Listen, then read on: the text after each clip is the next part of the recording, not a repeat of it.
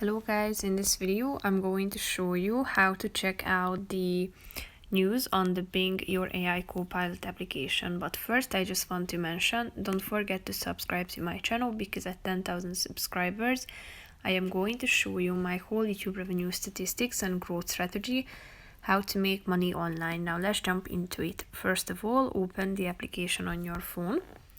After that, click on the news button down below in the left side, on the left side of the screen.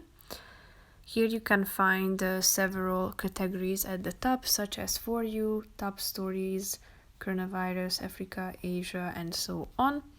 Click on the relevant category, and here you can find the available news. So if you are interested in reading any of these, just click on the relevant one.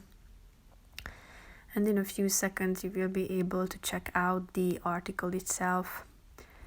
So feel free to browse among them. You can also search for news by typing in certain keywords into the search bar at the top of the screen. So that's it for this video, guys. See you in the next one. Bye bye.